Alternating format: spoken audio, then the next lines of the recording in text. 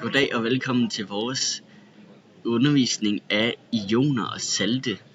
Mit navn er Jeppe, og ved siden af mig har jeg Niklas, der gerne vil fortælle jer lidt mere.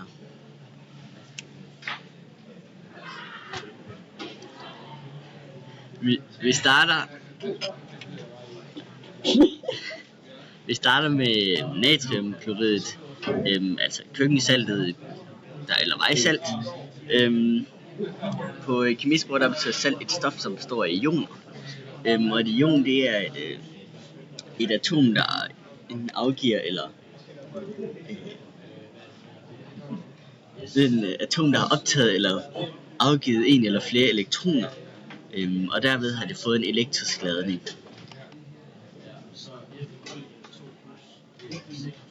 Ja, så kommer vi ned til gitterstrukturen af det her NaCl, altså køkkensalten.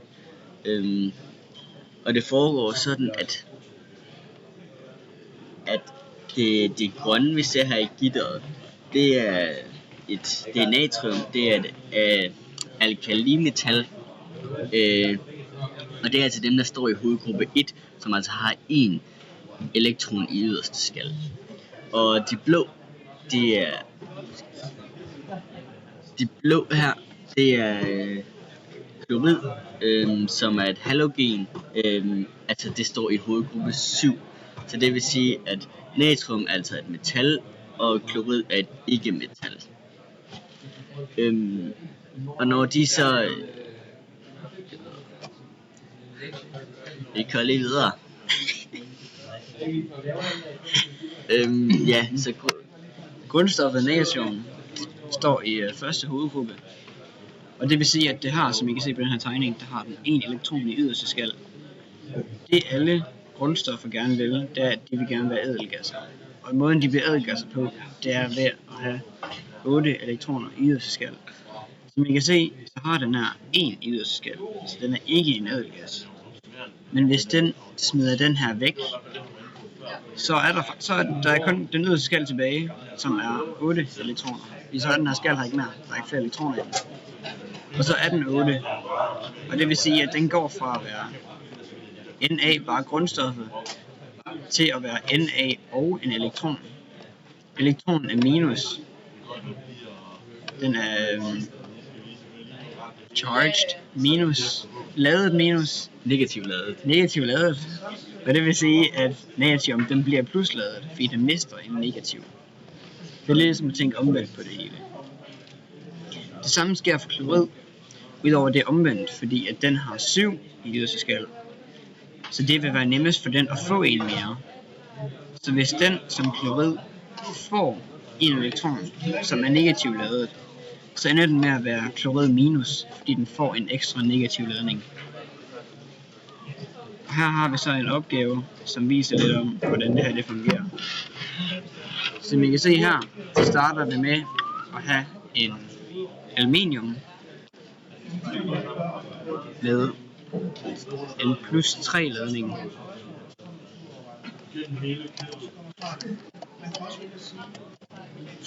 Som I kan se herover,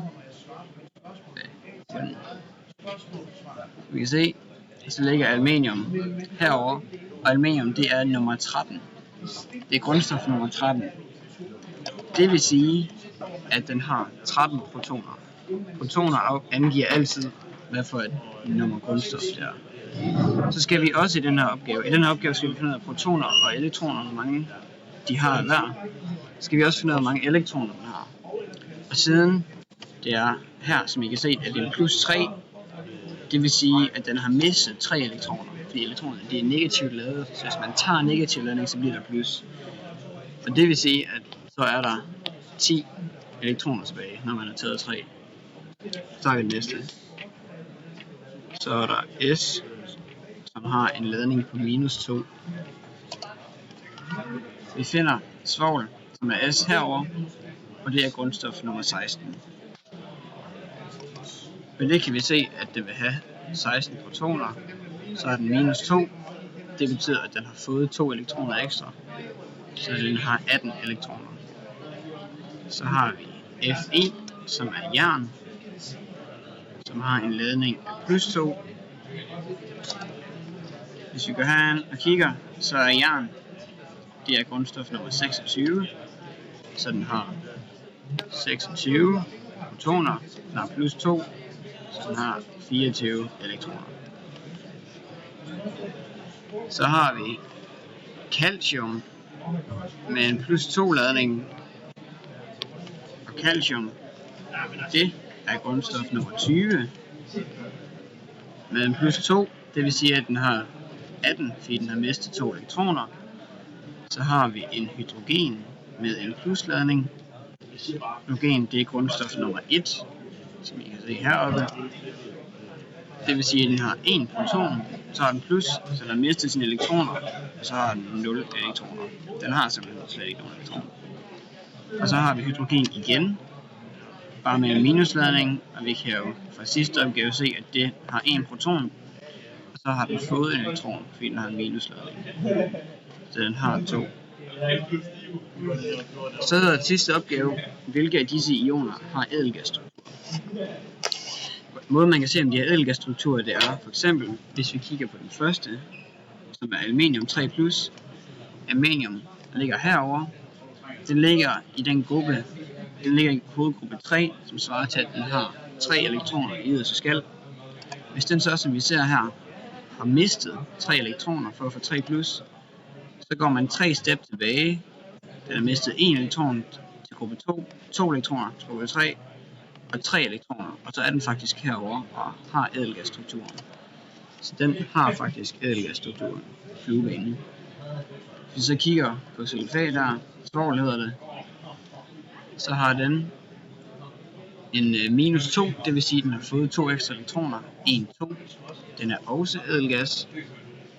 Kigger vi på jern. Jern, den er sådan lidt speciel, for den ligger inde i den her kategori, som hedder overgangsmetaller. Overgangsmetallerne, der ved man ikke præcis, hvor mange elektroner de har. Men nu kan jeg også sige af erfaring, at jern har 2 elektroner i yderste skal. Og det vil sige, at hvis den mister 2 elektroner, så bliver den også til en ædelgas. Flueben. Så har vi calcium, som ligger herover, som plus 2 elektroner. Nej, minus 2 elektroner, fordi den har en plusladning. 1, 2. Så rører den også hen og bliver en ædelgas. Hydrogen. Den mister en elektron, men den har kun en elektron. Så den ender ikke med at få 8, for det kan den jo ikke. Den har ikke, slet ikke 8 elektroner. Så den får ikke en ædelgas, og vi har en hydrogen med en minusladning, som får en elektron ekstra, og den bliver heller ikke til en ædelgas. Det var opgaven.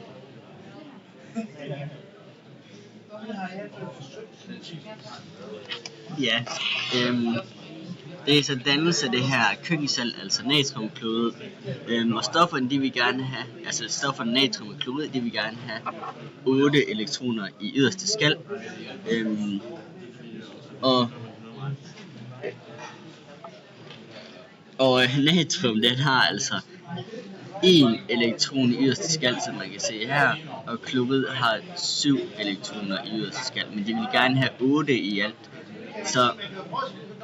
Så natrium afgiver dens elektron til, og så ryger den ud, og det bliver så en ion, og den opfanger klorid så, og dermed har den 8 elektroner i yderste skal, og så binder de sig sammen, og så hedder det, når de to, en positiv og en negativ ion binder sig sammen, så hedder det en ionbinding, og de er altså blevet til ædelgasser, fordi de har nu fået 8 elektroner i yderste skal.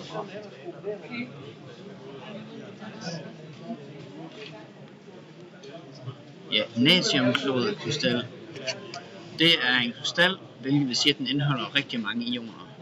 Så som I kan se, der står her, så når der skrives natriumklorid, så betyder det, at der er lige mange natrium og klorider. Det betyder ikke, at der kun er en af dem, men det betyder bare, at der er lige mange af dem.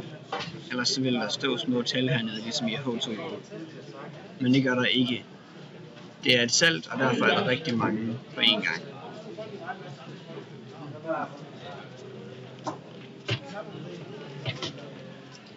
Koordinationstallet i natriumklorid, der har hver ion har 6 naboer, og som I kan se på det her billede, så alle de har den modsatte som nabo. Så for eksempel, hvis vi har en blå her, som er klorid, så har den 1, 2, 3, 4, så vil den også have en herude og en derinde. Så den har faktisk 6 natrium-naboer. Alle de har 6 naboer i hinanden. Og det er deres gitterform, som gør, at de har det.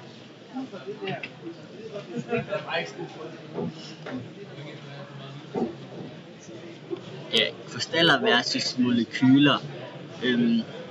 Og de er egentlig forskellige i al sin enkelhed,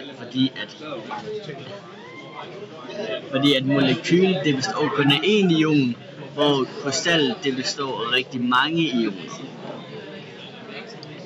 Så det er egentlig det der er forskellen på molekyl og krystal. Det er simpelthen antallet af ioner. Det var vores opgave, fremlæggelse, snakkeopgave om ioner. Ja, jeg håber I blev klogere. Ja. Vi ses snart i næste episode af Jeppe og Niklas Kemi. Og nu til reklamer.